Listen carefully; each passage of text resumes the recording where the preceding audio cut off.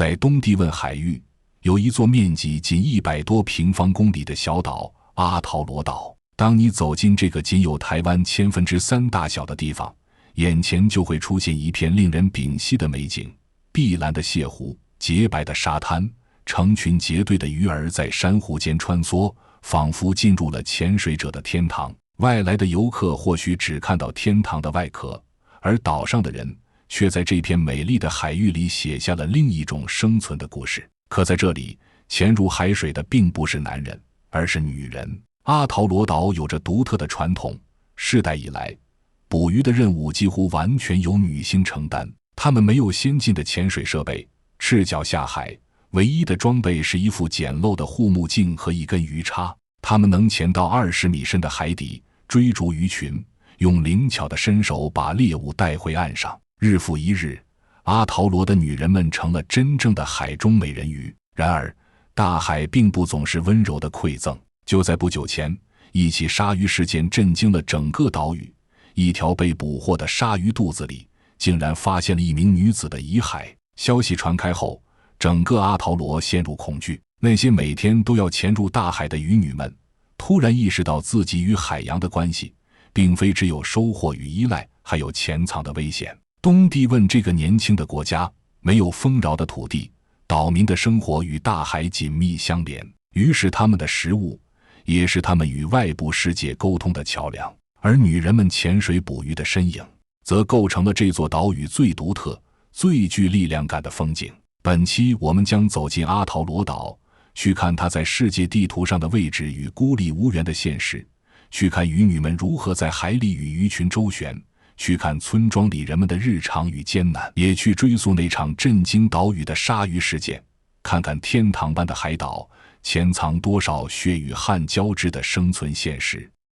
在东南亚的地图上，东帝汶是一个几乎容易被忽略的国家。它位于印尼努沙登加拉群岛的最东端，南面隔着帝汶海与澳大利亚相望。作为21世纪最年轻的国家之一，东帝汶在2002年才正式独立。独立之后，它依然在贫困与动荡中艰难前行。农业落后，工业几乎空白，除了少量的石油和天然气资源，支撑这个国家的主要还是小规模的渔业和自给性农业。而在东帝汶的最北端，有一块突兀的火山岛——阿陶罗岛，它面积仅105平方公里，却因为四面环海，成为东帝汶最独特的一角。岛上人口大约8000人，分布在几个沿海与山间的小村落中。这里没有高楼大厦，也没有便利的交通工具，大部分村落依旧依赖步行、独木舟和摩托车作为主要出行方式。阿陶罗岛最吸引外界的是它近乎原始的海洋环境。这里的海域拥有超过300种鱼类和丰富的珊瑚生态，被一些潜水专家称为水下伊甸园。水下的能见度极高，珊瑚礁成片分布，海龟、浮粪甚至鲸鲨都可能在潜水者的视线里一闪而过。也因此，阿陶罗岛逐渐成为东帝汶少有的旅游亮点，吸引着潜水爱好者慕名前来。然而，岛上的村民却过着与这片天堂景象截然不同的生活。阿陶罗岛地处热带，但因火山地貌和干旱气候，农业收成极其有限，大多数土地不适合耕种，只有少量的芋头、玉米和木薯可以勉强生长。岛上也缺乏基础设施，电力供应不稳定，很多村落至今依然在夜里依靠篝火照明。对岛民来说，陆地几乎无法提供生计，他们只能把希望寄托在环绕四周的大海。也正因如此，阿陶罗岛的生活方式也因此独具特色。不同于印尼或菲律宾的渔村，这里的捕鱼者大多是女性，她们潜入清澈的水下，用极简的工具追逐鱼群。这一传统并不是与生俱来，而是源于几十年前的一场旱灾。当时庄稼颗粒无收，家族面临饥荒，妇女们为了孩子和家人毅然下海，逐渐形成了如今的渔女传统。我们知道，在大多数的地区，打鱼捕猎都是男人们的活，那么为什么在这个小岛上会恰恰相反呢？原来曾经生活在这个岛上的居民是以农业种植为生，但一场始料未及的旱灾席卷了这个小岛，原本山坡的满目绿色变成了荒芜的一片，食物短缺成为了最大的问题。仅凭男人们去海里捕鱼，对这些家庭来说依旧吃力。于是家里的女人们也决定拿起鱼叉下海。人们发现，相比起男人，女性们在海里更加灵活，效率比男人高得多，这让男人们纷纷感叹自愧不如。渐渐的，下海捕鱼成了女人们的专属，而男人选择留在岸上给女人们搞后勤，比如编织渔网、耕田、种地等等，成为女人坚实的后盾。安吉丽塔今年30岁，是岛上著名的渔女之一。她从小在母亲的带领下学习潜水，记忆中第一次下海时，她还只是个小女孩，护目镜几乎盖住了半张脸，呛了好几口海水。如今她已能轻松潜入20米深的水域，屏住呼吸在海底停留2-3分钟，举起木叉稳稳刺中鱼群。她和她的朋友萨莎共同居住在一个临近海岸的村庄上，他们从小就在一起玩耍、吃饭和练习潜水。他们如今已经30岁，下海捕鱼已经是非常熟练的事情了。他们浑身的装备只有一副护目镜，但从小的练习能让他们潜入20米深的海水。现在，这对好朋友正在分享捕鱼技巧。安吉丽塔说，看到有鱼时要慢慢的靠近，不能突然靠近，不然会把鱼吓跑。他们休闲漫步在蔚蓝的海水里，灵巧的如同2条真正的美人鱼一般。等到下午捕猎时间到，潜完水的女人们在沙滩上燃起火堆，萨莎和安吉丽塔趴在温暖的沙子上，晒着太阳，以驱赶海水带给他们的凉气。这是长辈们教给他们的知识。安吉丽塔说，这片地方是岛上独一无二的礁石，离海岸很近，潜水去海湾的湾口被泥沙封闭，形成了一片又长又窄的泻湖，绵延了好几公里。由于地理的奇特性，大海源源不断朝着这片泻湖供给一切。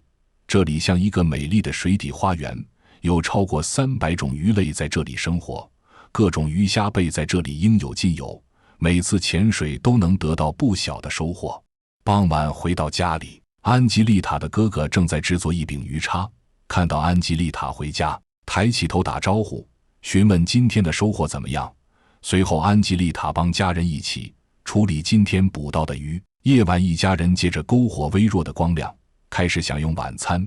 他们很享受这种大家庭在一起的生活，虽然日子过得有些单调，但好在他们并没有太多的奢求。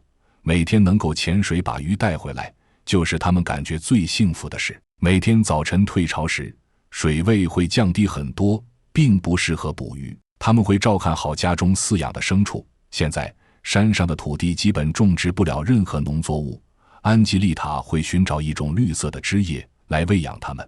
特别是近年以来，这里的雨水变得越来越少，干旱一直在持续。妇女们更加庆幸自己学会了捕鱼的技能，才让他们免受饥饿之苦。闲暇之余，他们会自己动手制作潜水护目镜。虽然附近的镇上有现成的护目镜出售，但因为价格太贵，安吉丽塔还是习惯自己动手制作。不过对于刚学会潜水的温迪亚，安吉丽塔还是送给了她一副全新的护目镜。这个还不满10岁的小女孩是阿达拉村最年轻的捕鱼猎人。安吉丽塔认为她日后绝对能够成为一名优秀的捕鱼能手。收到礼物的温迪亚高兴得又蹦又跳，她也成了村庄里为数不多拥有现代化装备的猎人之一。每周3是猎人们的休渔期，他们会背上背篓，带上物资，走3个小时的山路，前往山另一头的集市去卖掉晒好的鱼干。贝鲁瓦集市是阿陶罗岛唯一的市场，每周3岛上每个村庄的居民们几乎都会来此赶集。安吉丽塔小队很快就选定好了一片区域，他们熟练地搭好木架，挂上鱼竿。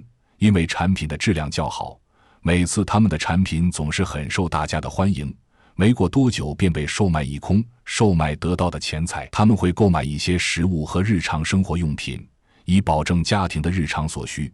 阿达拉村的渔女们都非常感谢脚下的这片土地，是大海让他们找到了生存下去的希望，也是大海让他们感受到了自由和尊重。他们未来也将继续依托于这片蔚蓝的海域，一代又一代，书写阿达拉村捕鱼猎人的光荣传承。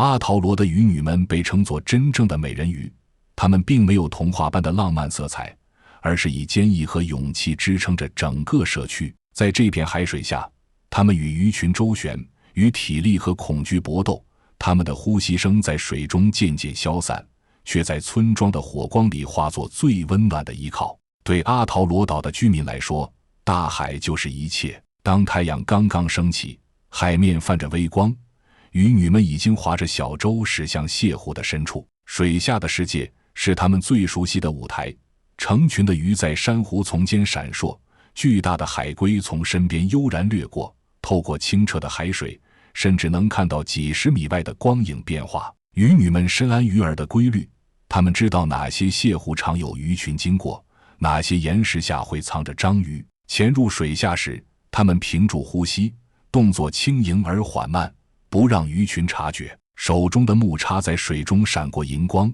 一条鱼便被稳稳捕获。但大海的馈赠并不是唾手可得的，一次下潜往往意味着极大的体力消耗。渔女们赤脚潜到10几米甚至20米深，短短的2-3分钟内，她们必须快速判断，精准出手，再急速返回水面。若是动作慢一点，就可能因为缺氧而陷入危险。年轻的渔女温迪亚常常在上岸后累得虚脱，直接倒在沙滩上沉沉睡去。除了身体的消耗，大海还隐藏着更大的威胁。阿陶罗岛人清楚，海洋不是单纯的馈赠，它也可能是一场考验。暴风雨突如其来，潜流在暗处涌动，很多时候，渔女们必须与时间赛跑，在天气骤变前尽快返回岸边。每一场风暴都可能带来灾难，海浪甚至能卷走整条小舟。更让人心生畏惧的是海里的掠食者。虽然鲨鱼并不常主动攻击人类，但渔女们仍旧怀有本能的恐惧。她们下海时，常常3-5人结伴，互相照应。如果远处出现鲨鱼的身影，所有人都会立刻上岸，哪怕那天颗粒无收。对他们来说，命比鱼更重要。即便如此，渔女们从未停止下海。他们知道，没有大海就没有食物，没有生活，没有阿陶罗。大海既是母亲，也是审判者。它在馈赠与威胁之间，让人们学会了谦卑和坚韧。在火红的落日下，渔女们提着满筐鱼回到村子，她们的笑容中有满足，也有疲惫，但在心底，她们始终明白，明天还要再一次面对那片未知的大海。然而，一场巨大的意外把这片还算寂静的小岛暴露在世界的视野中。一名美国游客在印度尼西亚的梦幻假期却变成了悲剧，据称他被鲨鱼吃掉了。来自美国南达科他州的68岁克林·蒙福尔与自己的6个朋友来到了 Polorion 岛，这里是印尼潜水的小众海岛，虽然知名度不高，但据说海水很蓝，海岸线条件对新手也很友好。然而9月26日这天， Polorion 岛的海域突然就没有那么友好了。7人穿好浮潜设备，在当地雇佣的一名向导的带领下一起下水了。一开始大家都很兴奋，甚至有人带了专业的水下摄影机记录他们的游玩过程。克林当时游得比较快，脱离了队伍，随后一股强流突然袭来，将其卷走。众人反应不及，没来得及进行救援，此时去救援可能连自己也搭上了。于是众人马上浮出水面，向海面张望，并马上向印尼海岸警卫队报案寻求帮助。从这时开始，68岁科林就失踪了。印尼海岸警卫队不断的搜寻，都未能发现其踪影。10月6日，东帝汶的一名渔民发现了一条行动缓慢的鲨鱼，其对船只的接近没有太大反应。敏锐的渔民马上怀疑这只鲨鱼可能是吞下了塑料或渔网所导致的行为异常。因为该鲨鱼在当地是可以直接捕捞的，因此他决定肥水不流外人田。这只鲨鱼被其他渔民遇到，也肯定是被抓。将鲨鱼拖到沙滩后，他就地开始处理鲨鱼，准备到时候直接在这里开始售卖。当他刨开鲨鱼后，发现其胃部鼓鼓囊囊的，这更验证了他之前对鲨鱼的猜想，鲨鱼胃也是可以吃的。于是他紧接着切开了鲨鱼胃，但想象中的塑料或者渔网并没有出现，取而代之的是一具人类的残骸。这具残骸已经高度腐烂，身上还穿着潜水服，渔民差点晕倒。他马上向东帝汶警方报告了案件。当地官员证实，尸体从鲨鱼胃中被打捞出来时穿着黑色潜水服。阿洛岛海洋公园管理区域技术实施部门负责人戈罗说：“我们现在正在进一步调查此案，以确认他们是否是印尼失踪人员的遗体。”当时很多媒体马上来报道此案件，他们很自然地将这具遗体认为是近2周前失踪的美国游客科林·蒙福尔，但当局表示他们可能属于另一名失踪人员，不能这么快下结论，并正在展开调查。东帝汶官员正在联系印度尼西亚海岸警卫队，并要求提供有关失踪朋友或亲属的信息。随后通过指纹鉴定，确定这具遗体确实是科林。科林当天一起行动的好友金萨斯于10月7日在 Facebook 上表示，他和其他人不相信他们的老朋友科林是死于鲨鱼袭击，他们倒不是觉得有什么阴谋，只是想说事实并非跟媒体说的一样，科林是因为鲨鱼的袭击而死的。他们认为科林是死于医疗问题。为了证实这一点，他对该事件进行了分析。首先，鲨鱼是在东帝汶被捕获的，而东帝汶距离他们潜水的区域有112公里的距离。其次是科林在9月26日就失踪了，但鲨鱼的胃内强酸和酶的消化效率是很高的，可以迅速分析猎物。如果当时科林就被鲨鱼袭击并吃掉，早就消化完了，不可能有如此完整的残留。而且他们当时是有拍照记录的，当时科林在7米深的水中，由于水流变化，在一处区域被下行流缠住，最终被卷走。最后科林的丈夫说，如果科林知道一条鲨鱼因为他而死，而他的死又给鲨鱼带来了坏名声，他一定会非常难过。一时间，阿陶罗岛成了外界的焦点，但对当地人而言，这并不是猎奇，而是一种赤裸的提醒，他们赖以生存的海洋随时可能反噬。这起鲨鱼事件在村庄留下了长久的阴影，直到很久以后，当渔女们重新聚集在海边，他们依旧会在下海前彼此对视一眼。渔女们明白，恐惧无法阻止他们继续潜水，因为鱼是他们的粮食，是孩子们的未来。即使鲨鱼的阴影笼罩在心头，他们也只能再次潜入海底，屏住呼吸，挥动鱼叉。在阿陶罗岛，人们常常说，海是女人的世界，岸是男人的责任。与渔女们每天下海搏命不同，岛上的男人们很少潜入水中，他们更多的时间都留在岸边，看似轻松，却同样肩负着沉重的责任。男人们最主要的任务是维持村庄的基本运转，有人负责修补破损的渔网和独木舟，有人负责照顾孩子和老人。夜里，男人们会在木屋外的平台点燃篝火，守护家人不受野兽和陌生人的打扰。在阿陶罗的生活分工中，这是被祖先一代代传下来的传统。40岁的马里奥是村里为数不多仍会出海捕鱼的男人之一。他年轻时曾跟随父亲下海，但一次潜水时因缺氧昏迷，被同伴救上岸后，便再也不敢轻易下水。从那以后，他转而专注修补船只，用木头和铁钉为渔女们打造坚固的独木舟。